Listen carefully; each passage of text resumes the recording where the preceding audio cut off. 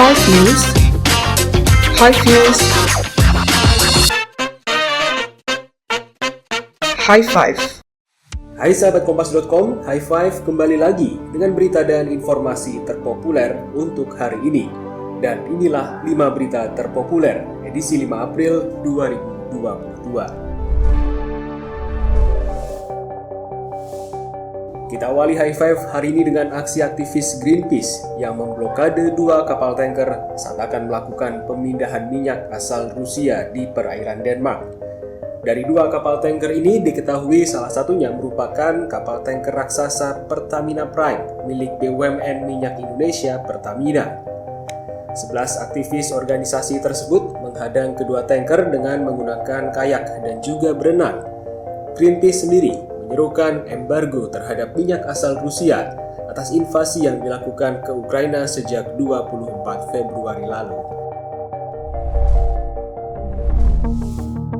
Beralih ke informasi selanjutnya, Direktur Tindak Pidana Ekonomi Khusus Bareskrim Polri, Brigjen Wisnu Hermawan mengatakan perekrut Mitra Binomo Fakar Suhartami Pratama atau FSP alias Fakarich telah ditetapkan sebagai tersangka. Wisnu mengatakan dari hasil pemeriksaan ditemukan 2 barang bukti yang membuat Fakarich akhirnya ditetapkan menjadi tersangka. Dalam penyelidikan lebih lanjut, Fakarich juga diketahui telah menerima uang sebesar 1,9 miliar rupiah dari Indra Kents. Selain itu, Fakarich juga menjadi sosok yang mengajari Indra Kents dalam bermain trading.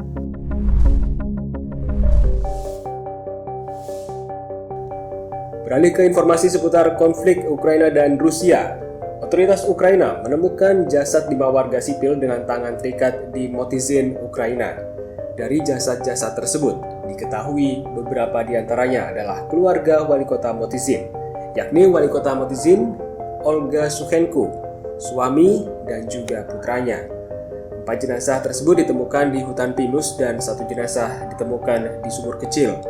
Para korban ini ditemukan dengan keadaan tangan terikat ke belakang. Sebelumnya, polisi menuturkan keluarga wali kota tersebut diculik oleh pasukan Rusia. Dan menurut kesaksian warga, wali kota dan suaminya menolak bekerja sama dengan pasukan invasi dari Rusia.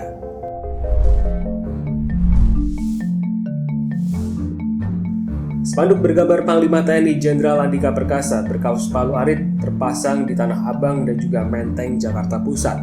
Spanduk tersebut sempat dipasang di depan kantor Kelurahan Gelora dan sempat viral di media sosial. Namun setelah dicek, spanduk provokatif yang tidak berizin tersebut langsung dicopot. Sampai saat ini belum diketahui pihak yang memasang spanduk itu dan apa tujuannya. Namun, kuat dugaan spanduk ini berkaitan dengan penghapusan ketentuan keturunan anggota PKI untuk mengikuti seleksi penerimaan prajurit TNI. Di tengah upaya negara-negara yang membatasi hingga menghentikan impor energi dari Rusia, Indonesia kini justru berencana membeli minyak mentah dari Rusia yang harganya lebih murah dari pasar internasional. Beberapa waktu lalu, Direktur Utama Pertamina Nike Widiawati mengatakan perusahaan energi plat merah itu berencana untuk membeli minyak mentah dari Rusia.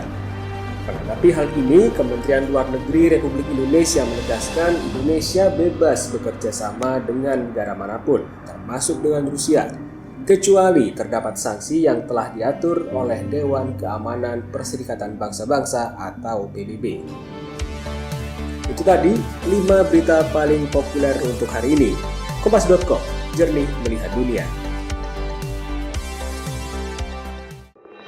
Five News, High Views,